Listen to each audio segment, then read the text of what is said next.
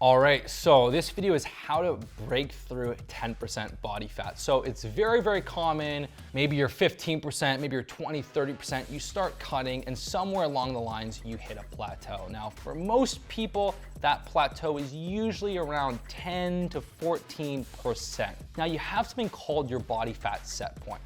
When your training's dialed, your nutrition's dialed, everything's on point, sleep, rest, the whole package is on point, you kind of have this body fat that you tend to gravitate towards, okay? So when you're 20% and you dial in the fasting, the training, nutrition, you eliminate psychological eating, you get your mindset dialed, you start to get lean and you make results happen like clockwork all the way until this set point where your body naturally sits, okay? It's also, if you look at athletes, a lot of times athletes kind of eat whatever they want. Sure, they work out a lot, they kind of find this little sticking point. They're not tracking their calories and macros meticulously like bodybuilders and fitness models. They have this sort of set point where they just sort of end up. You don't meet too many athletes that are, oh, I've got to cut, I got to lose 5 pounds, I'm gaining weight. They just reach this set point because the nutrition's on point, they're training a lot, you know, and they just kind of sit at a certain body fat level. So when you want to cut below that body fat level, that's when it can be challenging. During that period, cutting below that set point, which could be 10%, could be 14%, you start to get a little bit hungrier, okay? You almost feel like the currents, when you're cutting there, you kind of felt like you're swimming with the currents. Now you feel like the currents are pulling you back a little bit. The mistake that most people make is as soon as it gets hard, it's like, oh my God, you know, I'm stuck, I'm in a plateau. I gotta cut my calories down. I gotta restrict my calories. I gotta go lower in calories, right? I gotta add in more cardio and I gotta try and break through this plateau. And what happens is that messes them up further. Their testosterone levels drop, right? Because they're in too much of an energy deficit at a low body fat. Their training performance declines because they're in this bigger deficit, they're training too much, their strength plateaus or even regresses.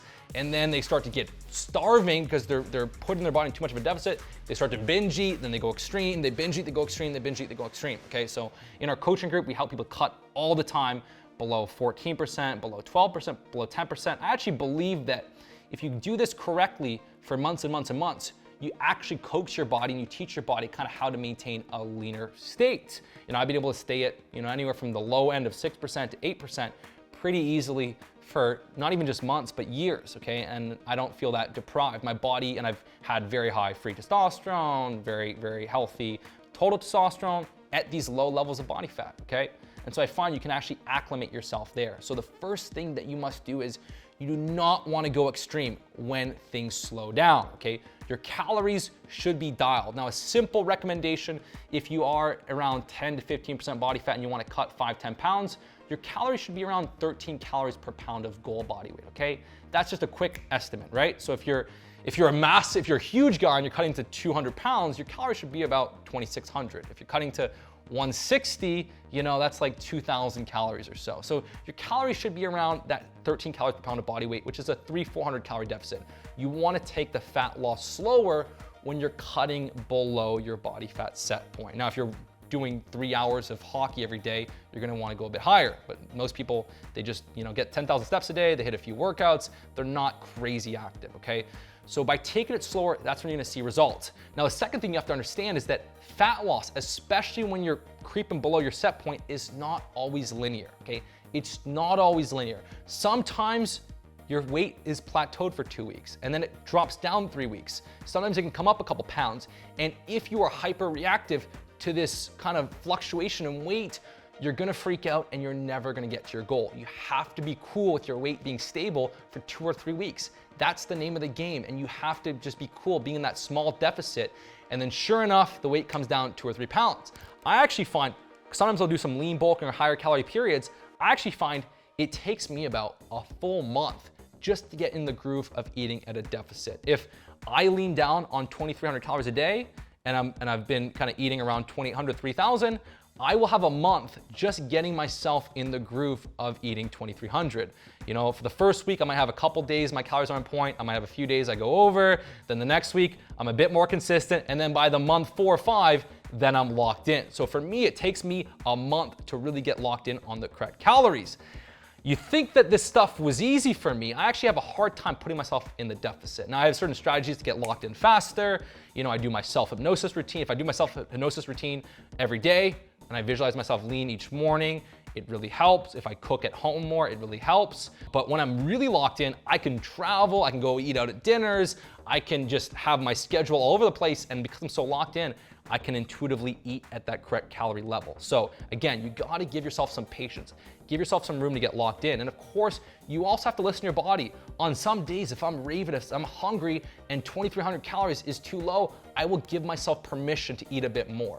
When you have a lot of fat to lose, you can put down the hammer, you can push through a little bit more because it's really psychological. But when you're already pretty damn lean, it's more of a physiological response. So you don't always want to push through physiological hunger. You got to listen to your body. And so I actually find that cutting to below your set point, it's almost like riding a wave. There are periods and there's days where your body needs a bit more. There are periods and days where maybe you need to eat a little bit more. And sure enough, you know, if you just kind of focus on trying to keep those calories lower on the days that you feel good, you find that wave and all of a sudden you're locked in, you're eating that 300, 400 calorie deficit every day. The weight's coming off very easily. So it's weird, man. There's some days or some weeks I feel like my calories are on point, but things are moving slower. And then there's some weeks where my calories are the same, I'm locked in, and the fat loss is coming pretty smooth. So it's a different ball game cutting from, for example, 20% to 14% versus cutting from 14% to 7. You have to be a bit more patient. You have to be a bit more methodical. You gotta keep the calorie deficit a little bit lower. But the most important things that are gonna really help you get amazing results is, one, get in your 10,000 steps a day. If you wanna push it up to 12 to 14,000 a day, that can be good. Do not go over 15,000 every day. You're overdoing it, okay? 10 to 14,000 is good, okay?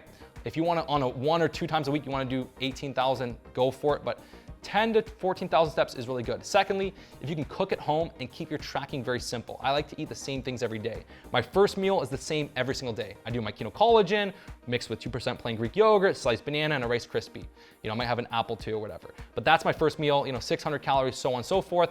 My second meal, it's usually steak, potatoes, a little broccoli, and then my dessert, you know, is actually right now I'm doing these celebration cookies, which are incredible, okay? But the more you keep your diet similar, the harder it is to mess up. Most people think they're doing 2,000 calories and they're doing 2,600. Very few people actually are hitting the calories they think they are. They're going way over.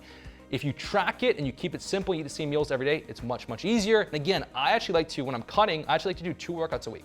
I just strengthen twice a week to maintain the muscle. When you're cutting, you don't need tons of volume. You can retain your muscle on 2 sessions a week. So by training twice a week, I don't get that impulse of appetite. I don't get that spike in appetite. When I'm lifting heavy 3 days a week, I want to kind of eat more. I want to do 2,800. When I train just twice a week, it's easier for me to eat 2,300. So sort of those are my tips cutting below to a low body fat. Now in the past, I would do a weekly refeed 1 day a week, a lot of carbs to stimulate leptin. And I actually found that made it harder. Really the next day, I found I was hungrier. So I just find it best to just get locked in, focus on eating at that small deficit. If you do feel like you need a bit more calories one day, listen to your body. But generally speaking, I don't do any of these crazy refeed days. So this is really my video on how to break through a fat loss plateau and cut to 10% body fat, 8% body fat, even 6%. Now, if you want coaching and you want to work with someone and my team and myself to really get to that movie star shape, I have an awesome coaching program. We have a few spots right now. I'll put the link in the description and you can apply inside my movie star body coaching program. And I will see you soon.